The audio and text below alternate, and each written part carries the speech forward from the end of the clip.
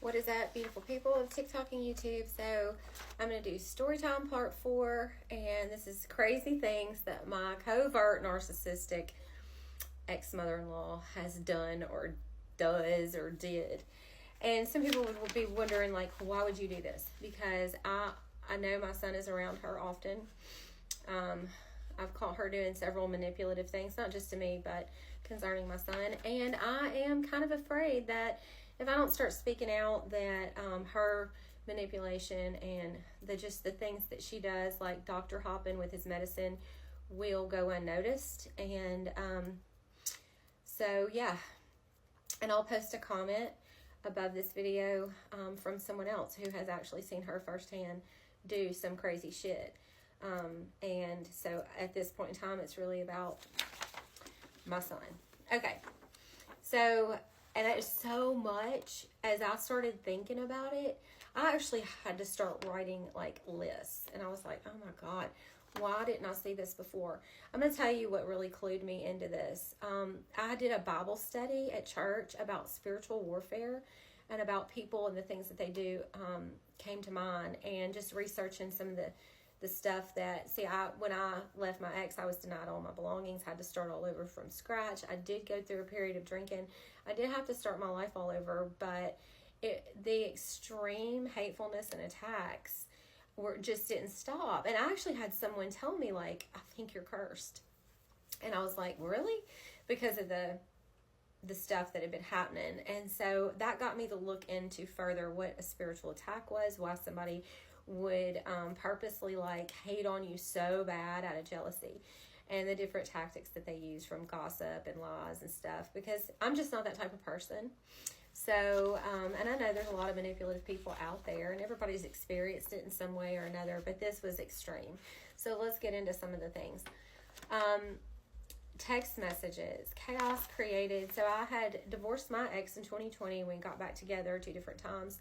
At one point in time, when we got back together, she told him he had to choose his mother or his wife, and then got the whole family like, oh my gosh, you can't choose your wife over your mother, which goes against the Bible, and you're going to go to hell, is what he was told, and nobody would speak to him. We ended up trying to we did end up remodeling a house in a different town, which she got him to put in her name, finance in her name. And then went over and above and made him sign a contract that she got to say who could be in the house. It was just very manipulative. She would text him, and then got his other previous wife, ex-wife, on board. And they would text threats to me, threats to come to our house. The ex-wife would. I even have like a video of her cussing me out.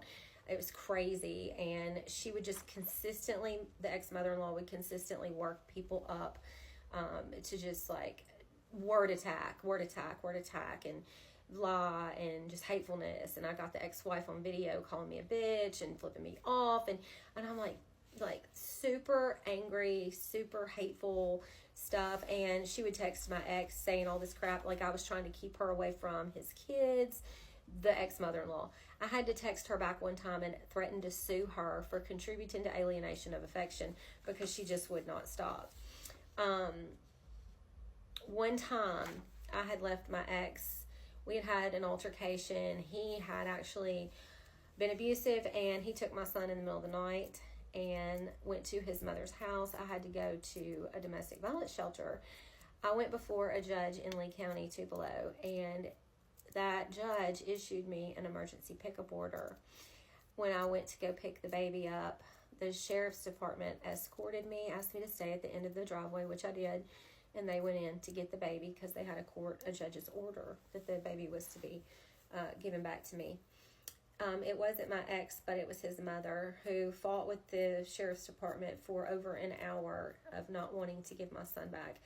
That is how badly she likes to play mommy to my ex's children and play wife to him. It's super insane. But yeah, that sheriff's deputy, I don't want to say his name, but he came out and said to me, he came out sighed and said to me, "I'm sorry it took so long, but it wasn't your ex, it was his mother, and she just would not give us the baby. She would not agree. She would not comply. She, he was weirded out, told me that he felt like it was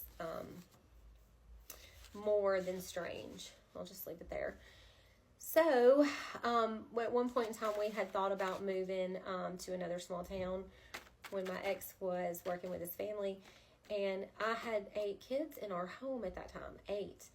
And one had Down syndrome. And it began to be so much on my plate that, yes, I fell behind in schoolwork. So I asked my ex, "Hey, can we look at selling our property or renting it out and move into this little town called Troy right beside us and putting our other kids in public school, like in the Pontotoc School District?"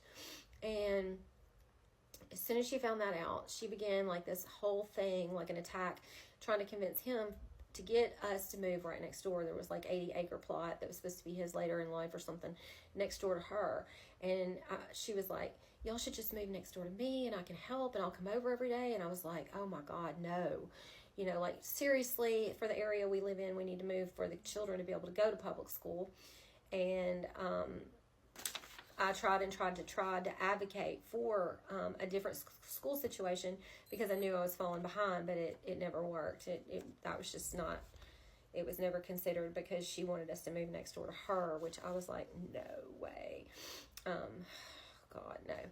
So then another thing, my kids went over to her house to help her clean or something one day, and they found pictures of my face. They found our wedding picture and stuff.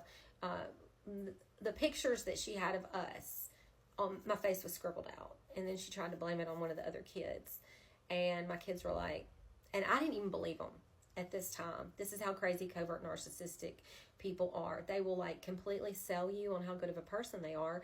And you won't believe whatever people are telling you. And my kids were like, "Mom, seriously, like your face is gouged out and scribbled out and it's just your face. There's no way a child did this. It's not scribble marker everywhere. It's just your face." And I was like, And then you combine that with the time we all went to her retirement party and she named everyone in the family by name but me. That's when things started to turn in my head. Like at first I thought, well, maybe she was just tired and she overlooked me. No. So, the next thing that happened was,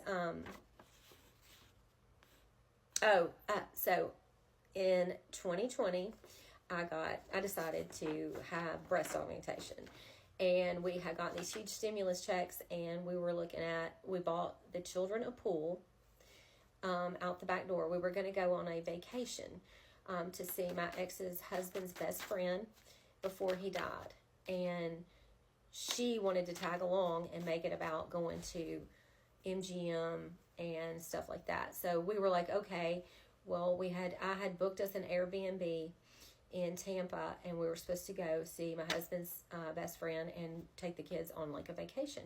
Well, COVID rolls around and she's like throwing a hissy fit. We don't need to go. We probably would not have even been able to go anyway. So we decided to buy the kids a pool with the money. And then the rest of the money, I asked if we could do a breast augmentation for me. And my ex and I went to see a plastic surgeon. He was like, "Yeah." Well, I remember telling her, and she was like, "You need to do that because you have low confidence. That'll bring your confidence level up." And I was like, just the little manipulative things that they say to stab you in the back or give you, kind of doubtful thoughts in yourself is strange. Combined with all the other stuff she was doing that told me she was extremely jealous of me, it didn't make sense. I thought, when did I show any lack of confidence? Like, I really don't care what people think about me. I say and do pretty much what I feel like is the right thing. It was weird. Anytime I said something like about my hair or about doing that or about anything else, it was always like, you need to do that because you need to bring your confidence level up. That kind of implies like you have low self-esteem, which I did not. The next time I get on here, it's going to get even juicier.